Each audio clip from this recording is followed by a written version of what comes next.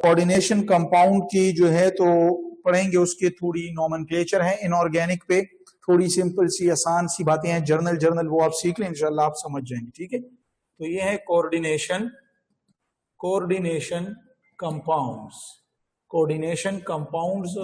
ठीक है, इसको हम जो सिंपल है तो, और इसको हम क्या कह सकते हैं, कॉम्प्लेक्सेस। इसको हम क्या कहते हैं, कॉम्प्लेक्सेस। तो याद रखें कि कॉम्प्लेक्सेस के जो हैं तो कॉम्प्लेक्स के यहाँ पे मैं लिखता हूं कि कॉम्प्लेक्स में क्या क्या होते हैं। शाबाश। कॉम्प्लेक्स में हमारे पास कौन कौन होता है? बुनियादी तौर पे हमारे पास दो चीजें होती हैं, एक होता है सेंट्रल मेटल एटम और एक हमारे पास होता है लीगेंड। ठीक है, ये बुनियादी चीजें होती हैं। इसको समझने के लिए कुछ इंपॉर्टेंट यहाँ पर टर्म्स हैं, कुछ इंपॉर्टेंट टर्म्स हैं। एक हमारे पास है सेंट्रल मेटल एटम, ये कौन है?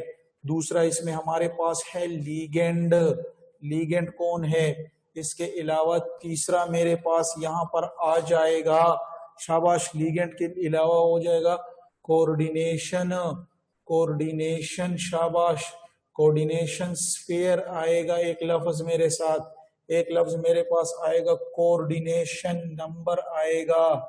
ठीक है, ठीक है, ये अल्फाज मेरे पास जो हैं तो ये कॉम्प्लेक्सेस में डिस्कस होंगे। Coordination number, coordination sphere, ligand और सेंट्रल मेटल एटम। तो अभी होता है इसमें कुछ इस तरह है कि हमेशा सेंट्रल मेटल एटम जो होता है तो ये ट्रांजिशन मेटल होगा, और ये लीगेंड जो होते हैं तो वो स्पीशी होती है जो इलेक्ट्रॉन को डोनेट करेंगे। ठीक है, ये इलेक्ट्रॉन को डोनेट करने वाला है, और ट्रांजिशन मेटल जो है तो ये इलेक्ट्रॉन को क्या करेगा, ये एक्सेप्ट करेगा, वैकेंट जो ऑर्बिटल्स हैं उसमें एडजस्ट करेगा। ठीक है, और इसमें इनके दरमियान जब ये एक इलेक्ट्रॉन देने वाला है, इलेक्ट्रॉन लेने वाला है, तो इसके दरमियान जो बॉन्ड बनता है तो वो कोऑर्डिनेट कोवेलेंट बॉन्ड होगा। Is it clear? तो बी रिमेंबर दैट कि हमारे पास कॉम्प्लेक्सेस कौन से कंपाउंड्स होते हैं? कॉम्प्लेक्सेस या कॉम्प्लेक्स वो कंपाउंड होते हैं जिनमें सेंट्रल मेटल एटम होता है जो ट्रांजिशन मेटल होते हैं, लीगेंड है जो स्पीशीज होती हैं जो आकर इलेक्ट्रॉन सेंट्रल मेटल एटम को देंगे, वो लेकर एडजस्ट कर लेंगे और इनके नतीजे में कोऑर्डिनेट कोवेलेंट बॉन्ड बनेगा। इन कंपाउंड्स को हम कोऑर्डिनेशन कंपाउंड्स भी कहते हैं, या इनको हम ट्रांजिशन मेटल की वजह से इनको हम कॉम्प्लेक्सेस भी कहते हैं। Is it clear? अभी यहाँ पे समझने के लिए हम सेंट्रल मेटल एटम की जो है तो क्या डेफिनेशन कर लेंगे। क्या डेफिनेशन? सिंपल डिफिनीशन क्या होगा? सेंट्रल मेटल एटम क्या करेगा? एक्सेप्ट इलेक्ट्रॉन करते मौजूद ट्रांजिशन एलिमेंट्स होते हैं। ठीक है, जबकि यहाँ पर लीगेंड में अगर हम बात करें तो ये डोनेट इलेक्ट्रॉन करते हैं। Is it clear? तो फिर लीगेंड की जो हमारे पास टाइप्स हैं, ठीक है, तो यहाँ पे क्या पढ़ते हैं टाइप्स ऑफ लीगेंड। तो टाइप्स ऑफ लीगेंड में इसमें हमारे पास है, एक है मोनोडेंटेट लीगेंड, मोनोडेंटेट जो पर मॉलिक्यूल यानी एक लोन पेयर दे।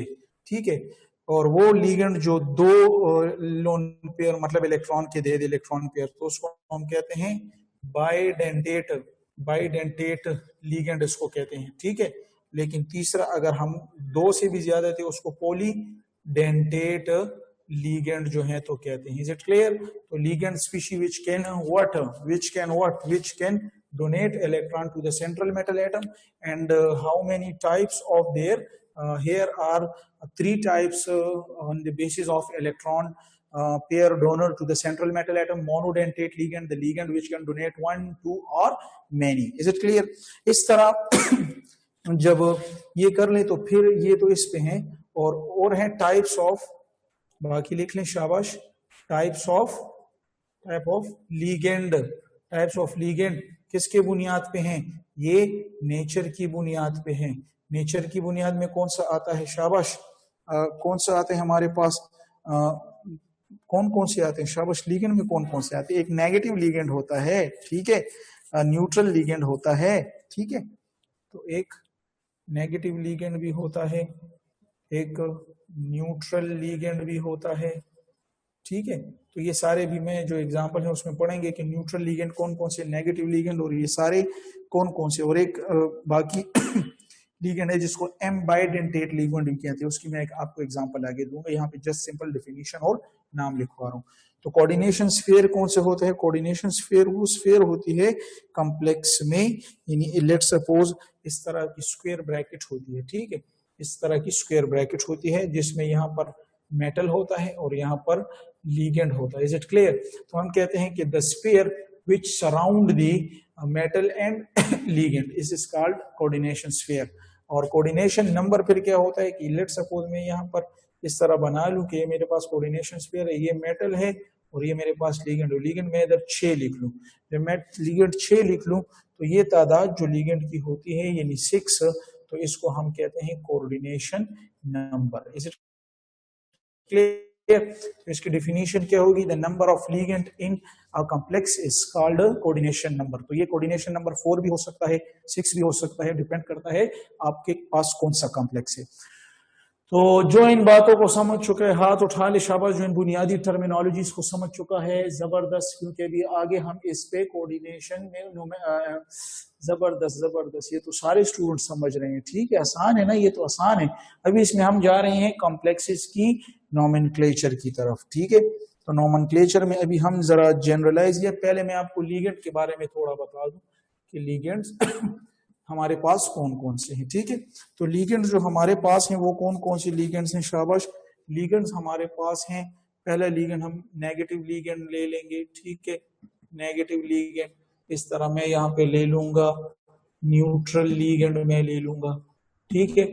और इस तरह इसके अलावा में पॉजिटिव भी लिगेंड होते हैं, अच्छा, पॉजिटिव लिगेंड भी होते हैं। और एक और मैं ले लूंगा जिसको कहते हैं एम बाइडेंटेट लिगेंड। ये अक्सर एमएम के टेस्ट्स में ये क्वेश्चन आ चुका है, बाइडेंटेट लिगेंड। तो ये कौन कौन से हैं जरा मैं आपको जनरलाइज फॉर्म में इसके बारे में थोड़ा थोड़ा बता दूं, तो फिर आपको वहां नोमेनक्लेचर में कोई मुश्किल नहीं आएगा, नहीं आएगी मुश्किल। तो मुश्किल आता है या आती है वो तो मुझे नहीं पता, लेकिन यहाँ पे नेगेटिव लिगेंड जो है तो ये एंड होते हैं कुछ ओ पर, एंड्स एट, नेगेटिव लिगेंड कुछ ओ पर एंड होते हैं, कौन IDO पर होते हैं, कौन हमारे पास होते हैं ITO पर खत्म होते हैं, और कौन मेरे पास खत्म होते हैं ATO पर। तो इसकी एग्जाम्पल फिर थोड़ा याद रखें कि नेगेटिव लिगेंड जरूरी नहीं है, आपने बुक में पढ़ा होगा कि नेगेटिव लिगेंड खत्म होते हैं O के साथ, कुछ IDO, कुछ ITO, कुछ ATO के साथ भी खत्म होते हैं जनाब। तो O के साथ जो खत्म होते हैं तो वो ये साइनाइड जो सायानो होता है, ठीक है, OH यानी हाइड्रोक्सो इसको कहते हैं।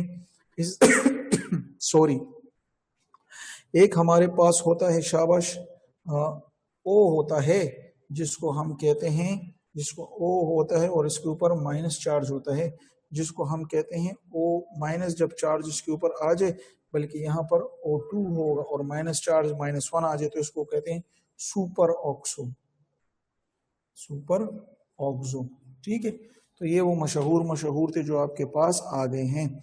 इसके अलावा जो है तो अगर O2 -2 आ जाए, O2 -2 आ जाए तो इसको कहते हैं पर ऑक्सो, पर ऑक्सो, ठीक है। इतने मुश्किल नहीं आते, मुझे पता है कोई स्टूडेंट बहुत खुश होंगे, करवाओ सर, यही करवाओ, यही करवाओ, कोर्स के साथ हमारा क्या लेना देना, हमारा तो काम ही यही है कि हम एक्स्ट्रा चीजें पूछें, हमारा काम ही ये है कि हम एक्स्ट्रा काम करें। तो इसलिए हमारे पास क्या हो जाएगा, शाबाश, पर ऑक्सो जो है तो ये हो जाएगा। नोट करें नेगेटिव लिगेंड O पे खत्म होने वाले कौन कौन से हैं? CN सायानो, OH hydroxo, O2 minus तो सुपर ऑक्सो, और O2 -2 तो क्या हो जाएगा, पर ऑक्सो। Is it clear? इसके बाद IDO वाले पे आ जाएं, IDO वाले पे आ जाएं तो ये H माइनस होगा, ये हमारे पास हो जाएगा हाइड्राइडो। इस तरह अगर NH2 माइनस हो जाए तो ये हो जाएगा अमाइडो, ठीक है। इस तरह अगर N3 माइनस हो जाए तो ये आता है एजाइडो, ठीक है। ये बहुत मैं बहुत हाई लेवल पे चला गया, बहुत हाई, ये नहीं आते। और अगर मैं S लेकिन लिख लें चलो अपने साथ S-2 आ जाए तो ये सल्फाइडो। Is it clear? कौन से? आइडियो हमारे हाइड्राइडो, अमाइडो, एजाइडो और सल्फाइडो, राइट। इसके बाद ITO पे आ जाएं, इसके बाद ITO की तरफ आए तो ITO में हमारे पास एक आता है SO3-2, तो ये आता है सल्फाइटो, ठीक है। और अगर ये आ जाए ONO- तो ये आ जाएगा नाइट्राइटो, ये आ जाएगा नाइट्राइटो, ठीक है, ये नाइट्राइटो। और ATO वाले अगर आ जाएं तो ये हमारे पास कौन से हो जाएंगे? ये SO4 हो जाएगा, SO4-2, तो ये हो जाएगा क्या? शाबाश, ये हो जाएगा सल्फेटो, ठीक है। ये NO3- हो जाएगा नाइट्रेटो, ये नाइट्रेटो, ठीक है। इस तरह SCN हो जाएगा थायोसाइनेटो, यानी ATO पे खत्म होंगे। तो ये वो मशहूर मैं आपको बता रहा हूं, अगर आपको आ जाए तो आपको कंफ्यूजन नहीं होगी, ठीक है। फिर मैं बताता हूं ATO वाले जो हैं तो उसमें SO4-2 सल्फेटो, NO3- नाइट्रेटो, SCN थायोसाइनेटो, ठीक है। न्यूट्रल लिगेंड में हमारे पास जनाब जो आ रहे हैं तो इंपॉर्टेंट है, एक NH3 है जिसको हम कहते हैं अमीन, जिसको हम कहते हैं अमीन। इस तरह H2O आ जाएगा, इसको हम कहते हैं एक्वा, इसको हम कहते हैं एक्वा। इसके अलावा अगर CO आ जाए तो इसको हम कहते हैं कार्बोनाइल, इसको क्या कहते हैं? कार्बोनाइल। इस तरह अगर इसके अलावा हमारे पास आ जाए कौन सा? न्यूट्रल लिगेंड में कौन सा आएगा? शाबाश, NO आ जाए तो इसको कहते हैं नाइट्रोसिल या नाइट्रोसाइल, ठीक है। इसके अलावा अगर हमारे पास O2 आ जाए, ये भी न्यूट्रल है, तो ये है डाई ऑक्सीजन का लफ्ज इसके लिए यूज करें। अगर इसके अलावा N2 आ जाए तो इसको डाई नाइट्रोजन का लफ्ज यूज करेंगे नाम में, कॉम्प्लेक्स में, दे नोमेनक्लेचर में। अगर PH3 आ जाए तो इसके लिए हम क्या यूज करते हैं? Phosphine, phosphine, right. इस तरह पॉजिटिव लिगेंड्स में अगर हम बात करें, पॉजिटिव लिगेंड्स में हमारे पास अगर आते हैं एक NO+ आता है, इसको कहते हैं नाइट्रोसोनियम। ये IUM पे खत्म होते हैं, ये IUM पे खत्म होते हैं। और NO+ को कहते हैं नाइट्रोसोनियम, नाइट्रोसोनियम। अगर हमारे पास इसके अलावा आ जाए NH4+, तो ये आ जाएगा अमोनियम, ये आ जाएगा अमोनियम। इसके अलावा अगर एटसेट्रा एटसेट्रा है, अगर सॉरी NO2+ आ जाए तो ये है nitronium, nitronium. Is it clear? Is it clear? तो हमारे पास जो है तो नाइट्रोसोनियम, अमोनियम और नाइट्रोनियम, ठीक है। NO और NO2+ में फर्क है, NO के लिए नाइट्रोसोनियम आता है, नाइट्रोसोनियम NO+ के लिए, ठीक है। और NO2+ के लिए फिर आ जाता है नाइट्रोसोनियम, ठीक है। तो उम्मीद करता हूं कि आप इसको जान चुके हैं। इसके बाद जनाब आ जाएं M बाइडेंटेट लिगेंड किसको कहते हैं। अगर आप कुछ लिख रहे हैं तो वो छोड़ दें और मेरी बात को गौर से सुने, मेरी बात को गौर से सुने कि M बाइडेंटेट लिगेंड कौन से होते हैं। जनाब इसमें पहला जो है हमारे पास एक ये है, ये देखें, एक मेरे पास क्या है, एक हमारे पास मैं ले लूंगा इस तरह है, एक मिनट,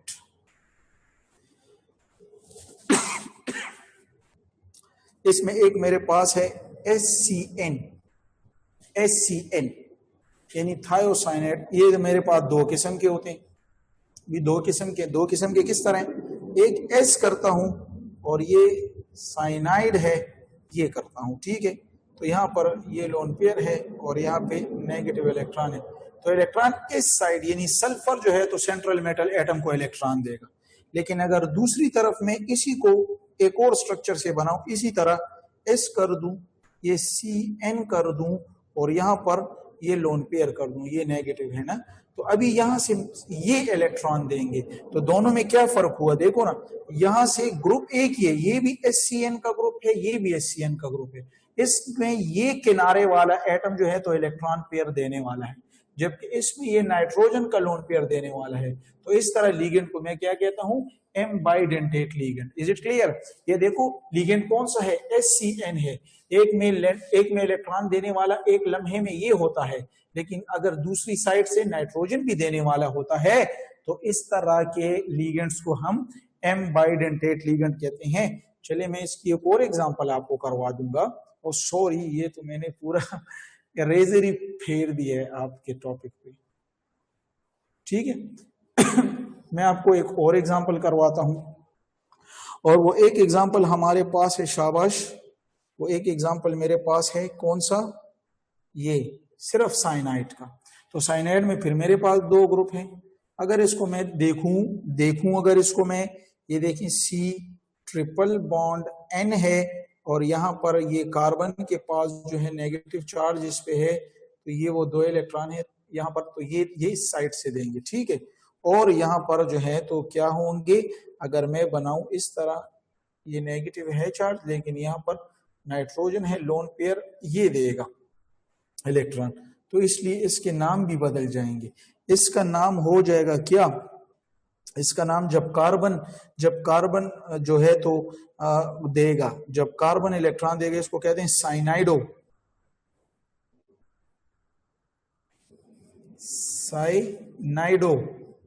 लेकिन जब नाइट्रोजन देगा इलेक्ट्रॉन तो इसको क्या कहते हैं, आइसोसाइनाइडो। तो क्या कहते हैं आइसोसाइनाइडो, ठीक है। इस तरह ऊपर में जो हमने दो एग्जांपल किए, ये वाला, तो इसको क्या कहते हैं, जब सल्फर देता है तो इसको कहते हैं थायोसाइनेटो,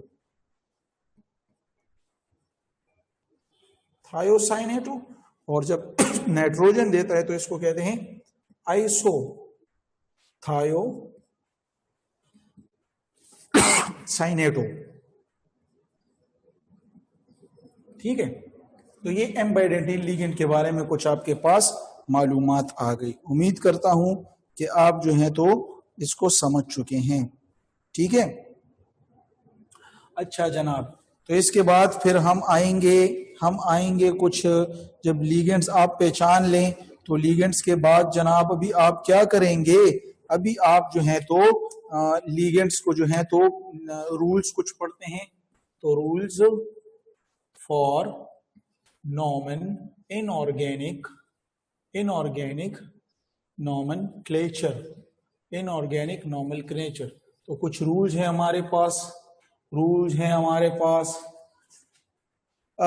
आसिफ सेब साजू दा कैमरा आन दा दिल तलग मंग तखकारे, आसिफ सेब साजू कैमरा आन दा, आसिफ जमुगा आवाज औरी, आसिफ सेब दा कैमरा आन कई ऑफ कई, वही दा मिसू, सॉरी। यहां पर नॉमेनक्लेचर में जो है, नॉमेनक्लेचर में जो है तो हम क्या पढ़ेंगे, शाबाश, नॉमेनक्लेचर में हम पढ़ेंगे कि रूल्स, नॉमेनक्लेचर तो यहां पर पहले लिखेंगे rules for central metal atom. पहले सेंट्रल मेटल एटम के लिए रूल्स हैं। पहले रूल्स क्या है कि सेंट्रल मेटल एटम में अगर मैं देखूं तो मेरे पास, अगर मैं आपको बताऊं तो हमारे पास इस तरह का पोर्शन दो किस्म के होते हैं, ठीक है। तो यहाँ पर कॉम्प्लेक्स पॉजिटिव होता है, ठीक है, और इसके बाहर यानी मैं आपको यहाँ पे लिखता हूँ CO, ये लिखता हूँ NH3 और यहाँ पे लिखता हूँ Cl3, तो ये बाहर नेगेटिव है। लेकिन कभी कभी ये इस तरह हो जाता है, Na ये 3 ये प्लस, और ये स्फीयर जो होता है तो ये Ag ये जो है तो XYZ जो भी होता है होल 2, और ये सर नेगेटिव होता है। तो दोनों केसेस में देखें, यहाँ पे जो कॉम्प्लेक्स आयन है इसको हम क्या रीजन कहते हैं, इसको हम कहते हैं कॉम्प्लेक्स आयन, और ये जो होता है तो इसको हम कहते हैं simple ion. Is it clear? तो किसी कॉम्प्लेक्स में हमारे पास एक यानी कोऑर्डिनेशन स्फीयर जो होते हैं उसको कॉम्प्लेक्स साइन कहते हैं और दूसरा सिंपल। अगर यहाँ पर देखें तो फिर ये मेरे पास सिंपल है और ये मेरे पास कॉम्प्लेक्स साइन है। तो यहाँ पर कॉम्प्लेक्स साइन किस चार्ज है उस पर पॉजिटिव होता है, कॉम्प्लेक्स साइन हमारे पास पॉजिटिव। लेकिन यहाँ पे जो मेरे पास कॉम्प्लेक्स आइन है, यहाँ पे जो मेरे पास कॉम्प्लेक्स आइन है वो क्या है, वो नेगेटिव होता है। तो इसको भी आपको देखना पड़ता है कि कॉम्प्लेक्स आइन आपके पास कौन से नेचर का है, बहुत ही जरूरी है अगर आप इसको देखेंगे। लेकिन अगर मैं आपको एक और एग्जांपल बनाऊं, यहाँ पर लेट सपोज मैं ये एग्जांपल बनाऊं कि CONH3 होल 2 और फिर NO2 होल 3 और इसमें बना दूं और इसके ऊपर 0 हो, तो इसको मैं कहता हूं कि यहाँ पर मेरे पास जो कॉम्प्लेक्स आइन है, यहाँ पर जो मेरे पास कॉम्प्लेक्स आइन है वो कुछ भी नहीं है बल्कि वो न्यूट्रल है। तो यही मैं इसीलिए आपको दिखाने लगा हूं कि रूल्स फॉर का इसमें मेरे हमारे पास हेडिंग जो है तो वो कैसे दे दूंगा, हेडिंग मैं दे दूंगा कि कॉम्प्लेक्स जो स्पीशीज होती हैं यानी कॉम्प्लेक्स स्पीशीज होती हैं तो ये हमारे पास कितने किस्म की होती हैं, 3 किस्म की। एक होता है हमारे पास कॉम्प्लेक्स एनाइन नेगेटिव हो, एक हमारे पास होता है शाबाश कॉम्प्लेक्स केटाइन होता है, ठीक है। एक इसके बाद मेरे पास होता है शाबाश न्यूट्रल कॉम्प्लेक्स मौजूद होता है। Is it clear? तो ये आपको ये रूल याद होनी चाहिए कि कॉम्प्लेक्स आपके पास आया केटाइन है, एनाइन है या न्यूट्रल है। ये भी बहुत ही इंपॉर्टेंट बातें हैं। तो अगर कॉम्प्लेक्स एनाइन होगा तो इसके अपने रूल्स होंगे, कॉम्प्लेक्स एनाइन होगा तो अपने रूल होंगे। तो कॉम्प्लेक्स एनाइन में जो है तो जो मेटल होता है, मेटल जो नेम होता है, मेटल का जो नेम होता है वो एंड होता है, वो एंड होता है ईटा का बहुत इंपॉर्टेंट पॉइंट है, ये एंड होता है ATE पर, ठीक है। और सेकंड इसका जो ऑक्सीडेशन स्टेट होती है वो आप किस में लिखेंगे शाबाश, वो रोमन न्यूमेरल्स में लिखेंगे। बता दूं प्रैक्टिस आगे होगी आपकी, अच्छा ठीक है, ठीक है। यानी मैं एग्जांपल में अगर आपको दे दूं कि अगर टाइटेनियम हो मेटल, इसमें लेट से इस तरह कॉम्प्लेक्स एनाइन हो यानी इस तरह आइन हो और इसमें ये मेटल जो है तो लेट सपोज टाइटेनियम हो तो फिर हो जाएगा टाइटिनेट, ATE पर खत्म हो गया।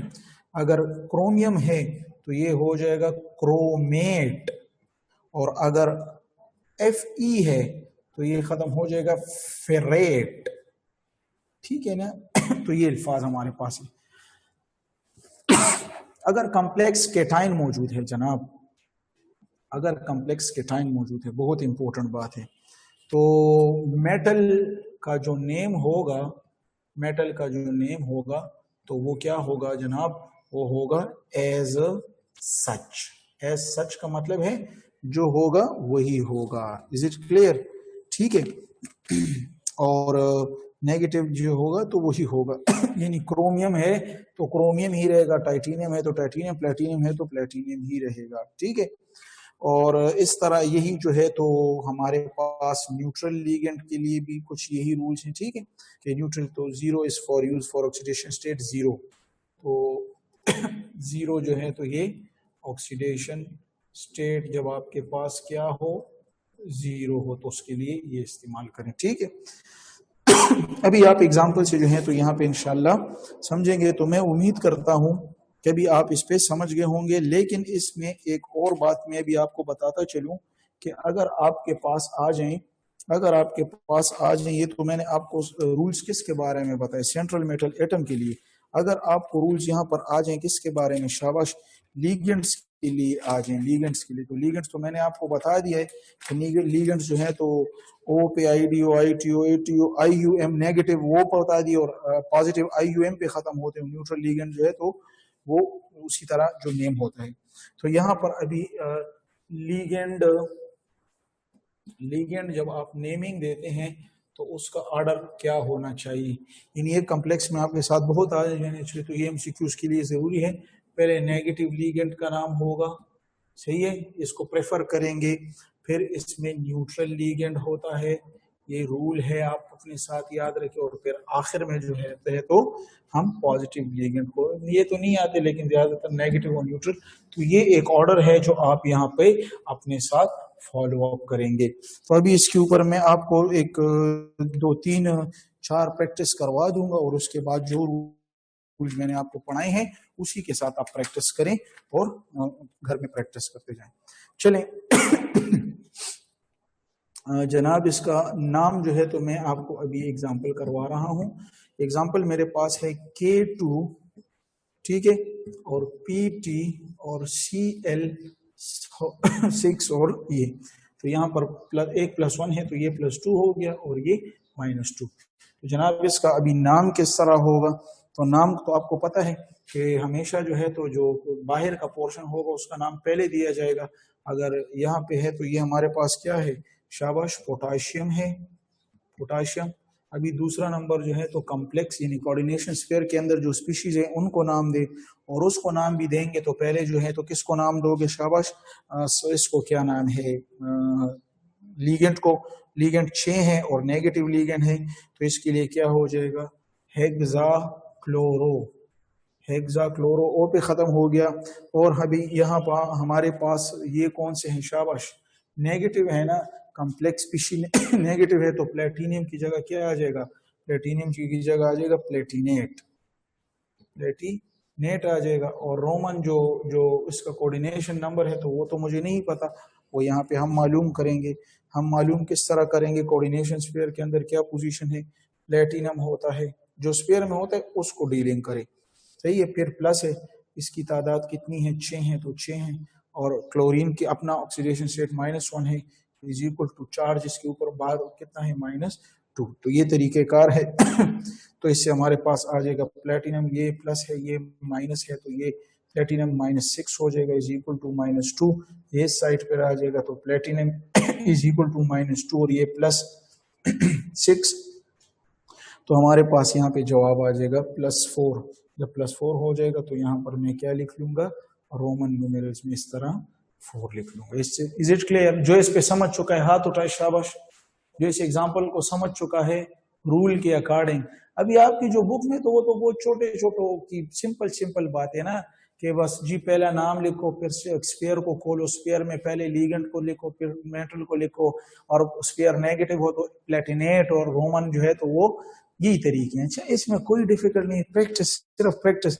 अभी आप क्या करेंगे? अभी आप बीएससी की किताबें ओपन कर लेंगे और उससे निकाल लेंगे, सर अच्छा इसका नाम क्या होगा, अच्छा सर इसका नाम क्या होगा, वो प्रैक्टिस खुद करते जाएं। ये रूल्स हैं तो यही हैं।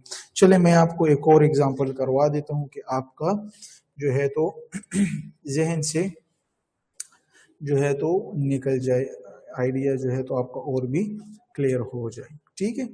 जब आइडिया और क्लियर होगा तो इसके लिए हम क्या लिखेंगे? शाबाश, क्या लिखेंगे? एक और एग्जांपल मैं आपको दे रहा हूं।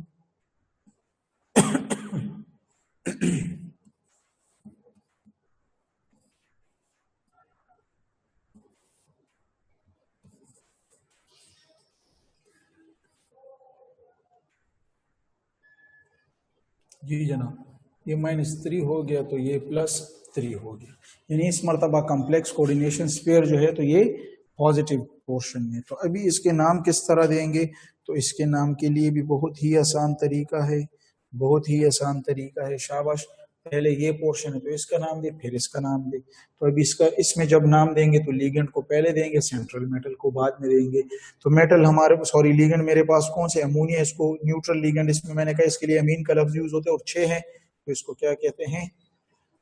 हेक्सा अमीन, ठीक है। सॉरी ये छोटे अल्फाज होते हैं, हेक्सा अमीन अच्छा देखो ना, ये भी पॉजिटिव है ना, तो ये भी क्रोमेट नहीं कहेंगे बल्कि क्रोमियम ही कहेंगे। मैंने आपको कहा है कि एज सच, न्यूट्रल हो या पॉजिटिव हो तो एज सच नाम यूज होगा। तो क्या हो जाएगा? हेक्सा अमीन क्रोमियम, और ऑक्सीडेशन स्टेट यहाँ पे भी इसके लिए क्या आएगी? तो ये देखिए क्रोमियम, ठीक है, प्लस ये तादाद इसकी कितनी है? 6 है, और इसमें ये न्यूट्रल है तो इसके लिए 0 आ जाएगा, और इज इक्वल टू इसके ऊपर चार्ज क्या है? +3। तो यहाँ पे आ जाएगा क्रोमियम, और जो है तो बस क्रोमियम क्या है? तो क्रोमियम 0 है, जो 0 6 × 0 तो 0 का तो कुछ हो भी नहीं, +3, और तो बस क्रोमियम इज इक्वल टू +3, तो +3 होगा तो यहाँ पे ब्रैकेट में इसके लिए क्या हो जाएगा शाबाश, यहाँ पे ब्रैकेट में 3 हो जाएगा। और फिर आखिर में जो है तो जो ग्रुप है तो NO3 को नाइट्रेट कहते हैं, तो इसलिए इसको लफ्ज आ जाएगा नाइट्रेट। तो जो इस पे समझ चुका है हाथ उठाए शाबाश। Simple example, simple practice, simple से स्टार्ट लें। जब भी आप प्रैक्टिस करते हैं आसान चीज को पहले सीखा करें, बुनियादी छोटी छोटी चीजों पे प्रैक्टिस करे करे करे, उसके बाद थोड़ी डिफिकल्ट की तरफ जाएं, ठीक है। तो ये हमारे पास जो है तो क्या हो गया, क्या हो गया, ये हमारे पास दूसरी एग्जाम्पल होगी, ठीक है। इस तरह हमारे पास जो है तो और भी बहुत सी एग्जाम्पल हैं, आप अगर करते हैं तो किया करें, अगर नहीं करते तो मत करें। तो प्रैक्टिस इस पे कर लें, ठीक है। तो ये आपकी जो है तो क्या हो गई, ये आपकी नोमेनक्लेचर के बारे में कुछ आइडियाज हो गए हैं। इसके बाद हम जब जाएंगे, हम जब आएंगे तो हम आएंगे जनाब किसकी तरफ शाबाश, हम आएंगे कलर ऑफ कॉम्प्लेक्स की तरफ। बहुत ही जरूरी है कलर ऑफ कॉम्प्लेक्सेस की तरफ। और कलर ऑफ कॉम्प्लेक्सेस जो होती हैं, तो कलर ऑफ कॉम्प्लेक्सेस जो होती हैं तो ये हमारे पास याद रखें, याद रखें ईटा के लिए, यानी अगर आपको कोई स्कैंडियम +3 का कौन सा कलर है तो इसमें तो असल में 3D0 आता है ना, तो ये हमारे पास क्या हो गया, हमारे पास कलरलेस हो गया। अगर इसके अलावा मैं लिखता हूँ जिंक +2, तो इसमें जो है तो 3D10 होता है, तो ये भी हमारे पास कलरलेस। तो हमारे पास कलरलेस कौन से होते हैं, जब 3D0 और 3D10 होगा तो वो हमारे पास क्या होंगे, वो हमारे पास कलरलेस काउंट होंगे। इसके बाद अगर हम बात करें किस चीज की शाबाश, अगर हम बात करें लेट सपोज, तो बुक में आपकी एक टेबल बनी हुई है, बुक में आपकी एक टेबल बनी हुई है, उस टेबल को आप जो है तो क्या करना है, आपको मेमोराइज करना है कि कौन सा आयन कौन सा कलर देता है, तो वो बहुत जरूरी है, उसको आपको देखना है, ठीक है। इसके बाद हम एलिमेंट्स में अगर केमिस्ट्री स्टार्ट करें तो एलिमेंट्स में सबसे पहले हमारे पास कौन सा आता है, वेनेडियम आता है, ठीक है। तो वेनेडियम की अगर हम बात करें तो हम कहते हैं कि V से जाहिर करते हैं इसको, एटॉमिक नंबर जो इसका होता है तो वो हमारे पास 23 होता है, ठीक है। और इसकी अगर ऑक्सीडेशन स्टेट की अगर हम बात करें, ऑक्सीडेशन स्टेट की अगर बात करें तो इसमें ऑक्सीडेशन स्टेट +2 भी पॉसिबल है, +3 भी पॉसिबल है, +4 भी पॉसिबल है, और +5 भी पॉसिबल है। तो जो बहुत जो जरूरी है तो ये लोअर ऑक्सीडेशन स्टेट है और ये हाईएस्ट ऑक्सीडेशन स्टेट। तो ये जो होती है तो ये हमारे पास रेयर होती है, ये हमारे पास रेयर होती है, ठीक है। इसके अलावा जो है तो ये गुड रिड्यूसिंग एजेंट है, यानी ये लोगों को रिड्यूस कर सकती हैं, क्योंकि इलेक्ट्रॉन इसमें ज्यादा हैं तो ये दे सकते हैं किसी को। तो इन ट्रीटेस्ट के लिए जो एमसीक्यूज है कि आप अगर आ जाए कि वेनेडियम इज बेस्ट या good reducing agent in which oxidation state, तो आप कहेंगे कि +2 में है। लेकिन अगर +5 में आते हैं तो इसमें हमारे पास वेनेडियम जो होता है तो ये 3D0 होता है, तो लिहाजा यहाँ पर तो एक याद रखें कि वेनेडियम +5 में कलरलेस होगा क्योंकि 3D0 होता है। और उसके अलावा अगर मैं आपको जनरल बता दूं तो वेनेडियम +5 में जो होता है तो वो हमारे पास क्या होता है, कलरलेस होता है, 3D0 है, तो ये हमारे पास कलरलेस है। और अगर मैं आऊं वेनेडियम +4 पे आ जाऊं तो इसमें हमारे पास 3D1 है जो कि ब्लू कलर में है। ऐसी जर्नल नॉलेज के लिए याद कर ले। अगर वेनेडियम +3 में हो जाए तो इसमें 3D2 है और ये ग्रीन कलर में है। और अगर वेनेडियम मेरे पास +2 में हो जाए तो ये 3D3 है और ये मेरे पास वायलेट कलर में आती है। Is it clear?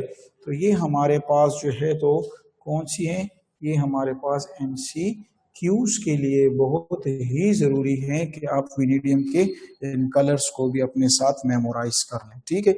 इसके अलावा जो एक और MCQs है कि it is use as catalyst as V2O5, यानी वेनेडियम पेंटा जो है तो ऑक्साइड में ये यूज होता है। तो इसके ऑप्शन है कि कौन से प्रोसेस में, A, B, C और D। एक होता है हेबर्स प्रोसेस, ठीक है, एक होता है कांटेक्ट प्रोसेस, ठीक है। एक होता है सॉल्वे प्रोसेस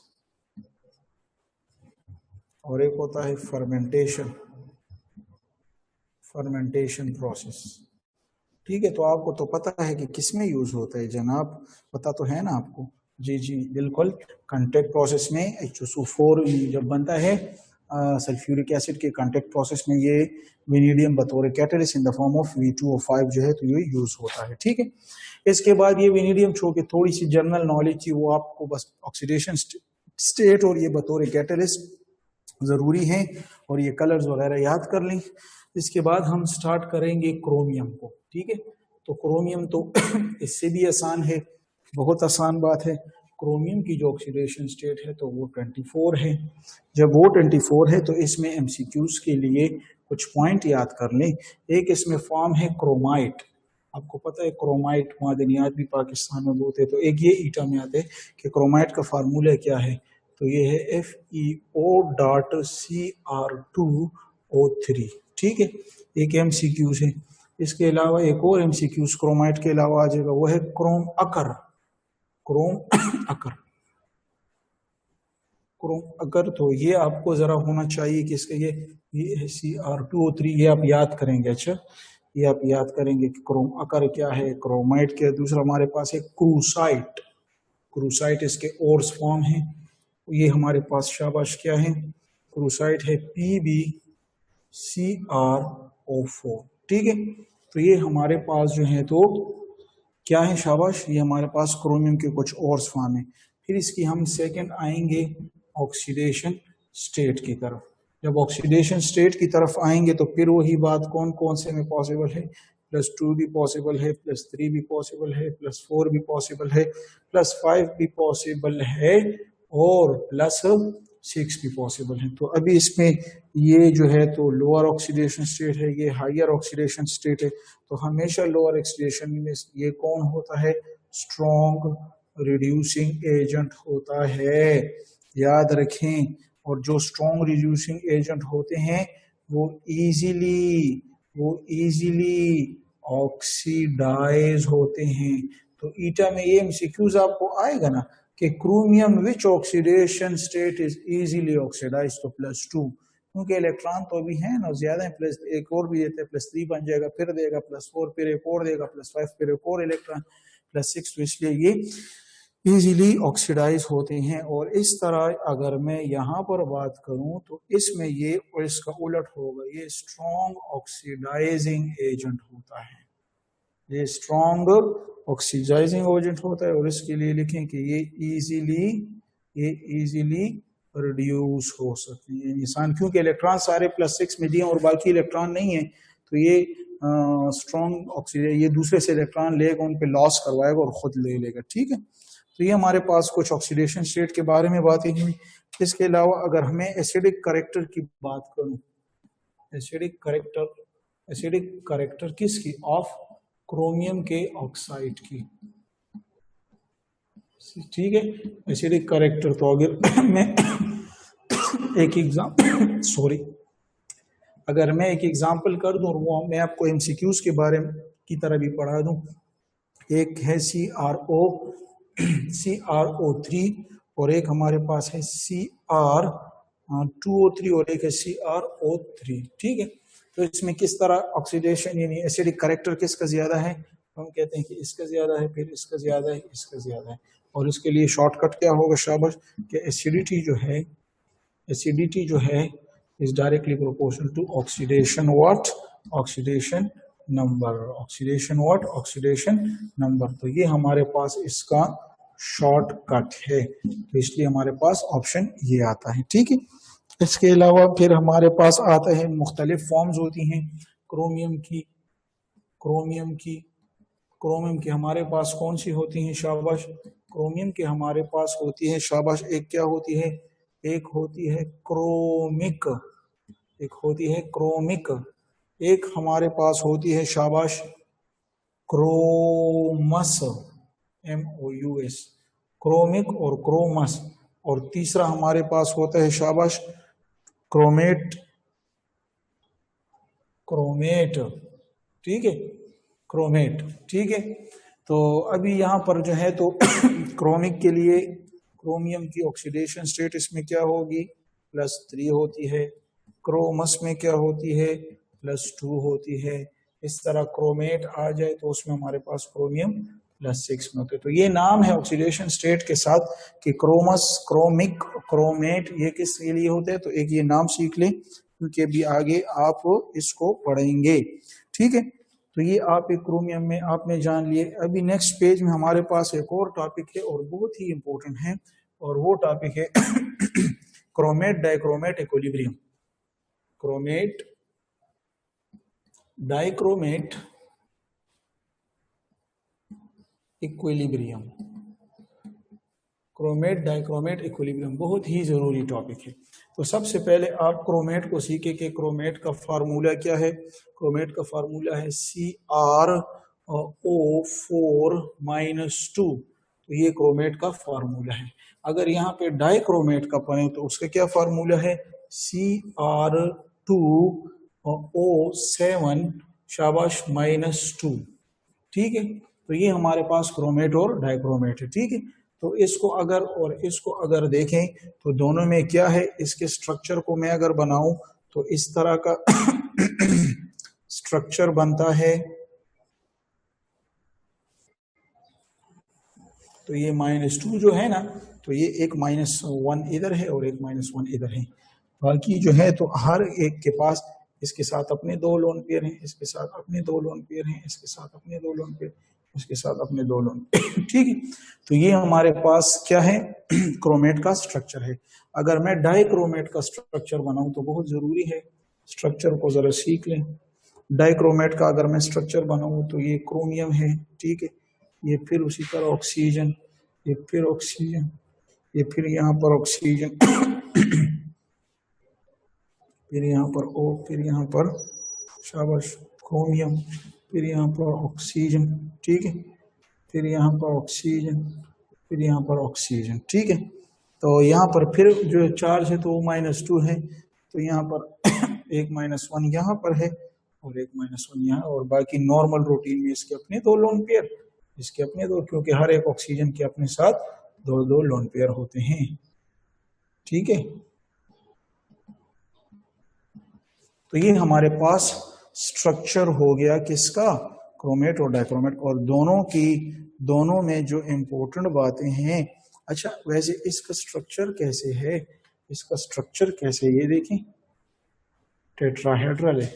अगर इसको भी देखें तो इसका स्ट्रक्चर भी टेट्राहेड्रल है, ठीक है। तो ये बुनियादी जरा स्ट्रक्चर देख लें, ठीक है। अभी इसमें जो इम्पोर्टेंट जो मैं आपको बात बता रहा हूँ, जो इम्पोर्टेंट मैं बात आपको बता रहा हूँ वो यहाँ पर देखें। अगर मैं यहाँ पर बनाता हूँ Cr2O7 -2, ठीक है, बहुत जरूरी है, ठीक है। और इसको मैं क्या बनाता हूँ, इसको मैं हाँ ठीक है, ये क्यों, चलो एक मिनट,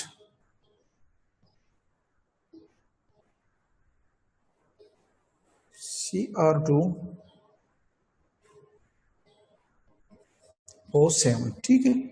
और यहाँ से इसमें मैं जो है तो क्या करता हूँ, शाबाश, ये जो होता है तो ये स्टेबल होता है, ये ईटा के पॉइंट है, ये स्टेबल होता है एसिडिक मीडियम में, ठीक है। और इसका जो कलर होता है तो वो कौन सा होता है, वो ऑरेंज कलर होता है, ठीक है। ये स्टेबल होता है एसिडिक में। लेकिन जैसे ही मैं इसमें बेस डालता हूँ, OH डालता हूँ, तो OH डालने की वजह से ये चेंज हो जाएगा किस में, शाबाश, CrO4 -2 में, ठीक है। तो इसलिए मैं कहता हूँ कि ये स्टेबल होता है, लेकिन जैसे मैं बेस डालता हूँ, और ये जो होता है तो इसके लिए आप लिख लें कि ये स्टेबल किस में है, ये स्टेबल है बेसिक में, ये स्टेबल है बेसिक में। और इसका कलर जो है तो वो कौन सा कलर होता है, ये येलो कलर का होता है। लेकिन इसमें जब मैं डालता हूँ एसिड यानी H+, तो ये फिर जो है तो इसमें कन्वर्ट हो जाता है। Is it clear?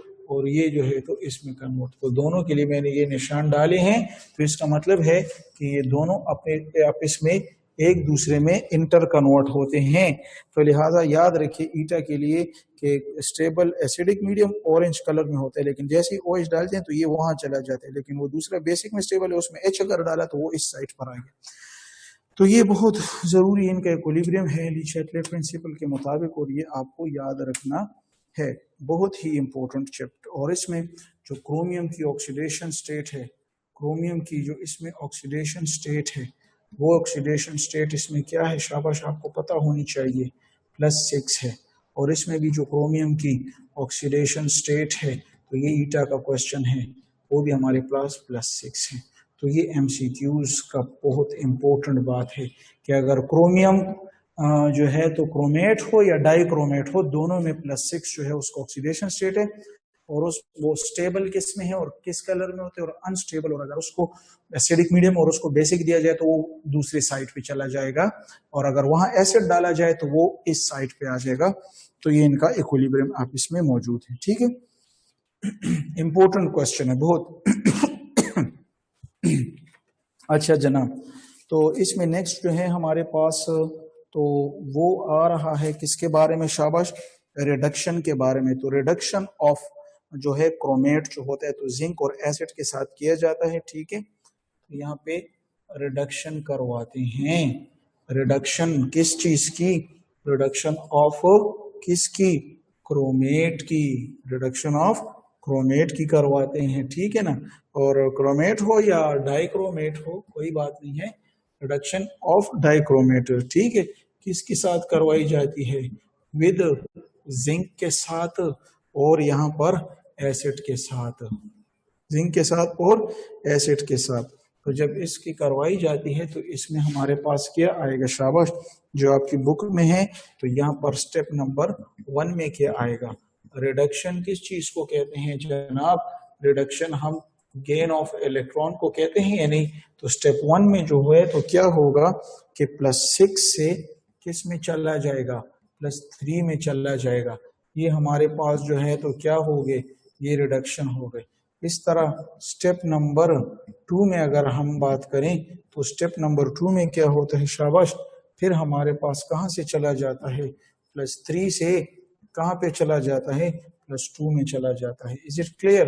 तो ये बातें बहुत ज्यादा जरूरी हैं कि रिडक्शन जब भी आप करवाते हैं तो पहले +3 से जो है तो +6 से +3 और फिर +3 से +2। तो इसके लिए जो रिएक्शन है जो आपकी बुक में है, जिसको ज्यादातर लोग स्टूडेंट जरा नहीं समझते, तो वो बहुत आसान है। ये देखें डाइक्रोमेट लें Cr2, ये O7 लें, ठीक है। यहाँ पर जो है तो इसकी ऑक्सीडेशन स्टेट +6 है, ये ऑक्सीजन की -2 होती है।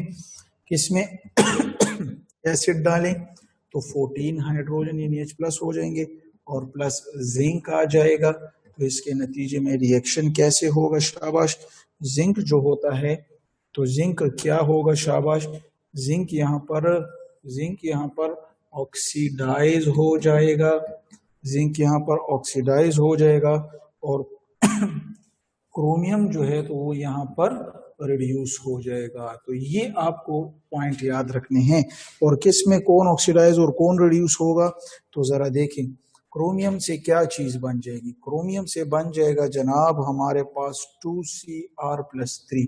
तो खुद सोचें, यहाँ पे +6 था, यहाँ पर +3 आया, तो यही मेरे स्टेप 1 का एजेंडा है ना, कि क्रोमियम +6 से +3 में गया, ठीक है।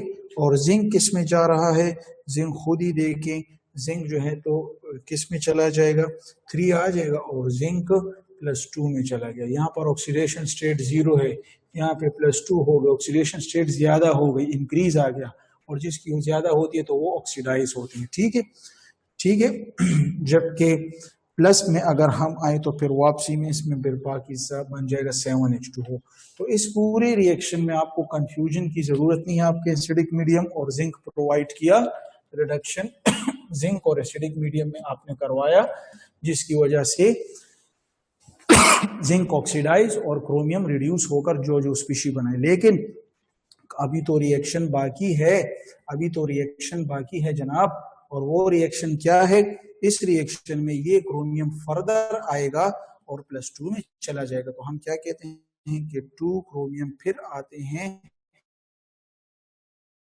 और फिर एक मेटालिक जिंक के साथ चले मिलकर यहाँ पर 2Cr+2 बना लेते हैं, जबकि जिंक जो होता है तो जिंक +2 में चला गया, तो 2 इलेक्ट्रॉन फिर जिंक से लेकर इन्होंने जो है तो फर्दर ये +2 सॉरी ये तो +3 है, ठीक है। तो फर्दर रिड्यूस हो गया और इसकी ऑक्सीडेशन स्टेट कम हो गई और यहाँ से 0 से ऑक्सीडेशन स्टेट ज्यादा हो गई, तो फिर ये यहाँ से क्या हो गया, फिर ये रिड्यूस हो गया, ठीक है। और ये हमारे पास जिंक जो है तो ये हमारे पास ऑक्सीडाइज हो गया, ठीक है ना। तो ये चीजें जो हैं तो आप अपने साथ जरा बुक में जो हैं तो ये इंपॉर्टेंट बातें याद रखनी है कि डाइक्रोमेट जो है तो जिंक और एसिड से रिड्यूस होता है पहले स्टेप में, +6 से +3 में रिड्यूस जो है तो कितने से क्या चीज बन जाती है और फिर नेक्स्ट स्टेप में कहां से कहां में बन जाती है। तो ये बहुत ही जरूरी इंपॉर्टेंट बात है। इसके अलावा जो है तो लास्ट हमारे पास है इसका कि पोटाशियम डाइक्रोमेट में जो है तो पोटाशियम डाइक्रोमेट यूज करते हैं ऑक्सीडाइजिंग एजेंट इन टाइट्रेशन, ठीक, ये बहुत जरूरी है। पोटाशियम डाइक्रोमेट जो है dichromate as an oxidizing agent in titration, तो ये भी इसमें बहुत इंपॉर्टेंट और बहुत सिंपल बात है। देखिए टाइट्रेशन में सिंपल बात है, ठीक है ना। ये देखिए मैं यहाँ पर एक ब्यूरेट सपोज ले लेता हूँ, ठीक है। यहाँ पे फ्लास्क होता है, इस फ्लास्क में मैंने लिया है आयरन, ये ईटा का है, ईटा आयरन +2 है इसमें। मैं कहता हूँ कि इसकी कंसंट्रेशन मुझे पता नहीं है, मैं मालूम करना चाहता हूँ। यहाँ पर मैं स्टैंडर्ड सोल्यूशन ले लूंगा, स्टैंडर्ड सोल्यूशन किसका लूंगा, K2Cr2O7 डाइक्रोमेट का लूंगा। कौन सा डाइक्रोमेट, पोटाशियम डाइक्रोमेट, ठीक है।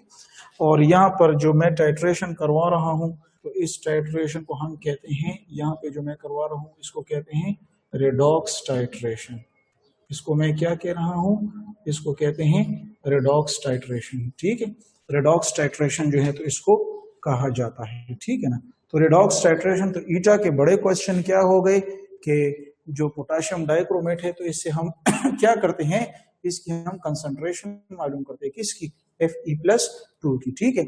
और यहाँ से ऊपर ड्रॉप वाइज डाला जाता है। तो फिर यहाँ पे जो मैं आपको रिएक्शन करवाऊंगा वो बहुत सिंपल है, जो एमसीक्यूज के लिए जरूरी है। बुक वाले वो मुश्किल सी जो रिएक्शन है उसको आप समझें, सिंपल उसको आप ऐसे समझें कि ये देखें Cr2O7 लिया जाता है पोटाशियम डाइक्रोमेट, इसका 1 हिस्सा हो तो रेशो, तो आयरन जो मेरे पास होते हैं जो कि मैं लेता हूँ कितने, शाबाश, मैं क्या लेता हूँ, मैं लेता हूँ Fe ले रहा हूँ जिसकी मैं कंसंट्रेशन मालूम करूँ, तो वो 6 होंगे। तो एक तो ये एमसीक्यूज का क्वेश्चन है आपके पास कि whenever you want to find out the unknown concentration of iron +2 by the help of dichromate, dichromate होता है लेकिन सिर्फ तो डाइक्रोमेट नहीं होता, वो तो मुख्तलिफ फॉर्म में होता है, सोडियम और पोटाशियम डाइक्रोमेट हो तो यहाँ पे पोटाशियम डाइक्रोमेट लिए, तो लेकिन हमारी केमिस्ट्री तो क्रोमेट डाइक्रोमेट और आयरन के दरमियान है, तो इसलिए हम कहते हैं कि एक एमसीक्यूज तो ये हो गया कि क्रोमेट और आयरन की जो होती है रेशो वो 1:6 के साथ ली जाती है, ठीक है। यहाँ पर जो ये एक्ट कर रहा है, ये एक्ट कर रहा है ऑक्सीडाइजिंग एजेंट, ये एक्ट कर रहा है ऑक्सीडाइजिंग एजेंट, जबकि ये जो है तो ये हमारे पास रिड्यूसिंग एजेंट जो है तो एक्ट कर रहा है। बुक में फिर एग्जाम्पल बहुत लंबा चौड़ा है, ठीक है, वो कोई बात नहीं है। तो इसके लिए हम क्या कहते हैं, हम क्या कहते हैं जब ये रिड्यूसिंग एजेंट है तो ये खुद क्या होगा, ये खुद ऑक्सीडाइज होगा, और ये खुद क्या होगा, ये खुद रिड्यूस होगा। यही बातें आपको बहुत जरूरी है कि समझें, ठीक है। और इसमें जो है तो क्या होते हैं, जो ऑक्सीडाइज होते हैं तो किस तरह ऑक्सीडाइज होगा, ये देखें Fe+2 है ना और 6 है, तो एक एक इलेक्ट्रॉन देगा, तो मैं इस तरह कह सकता हूँ कि ये 6Fe+3 में कन्वर्ट हो गया और 6 इलेक्ट्रॉन इसने जो है तो दे देगा।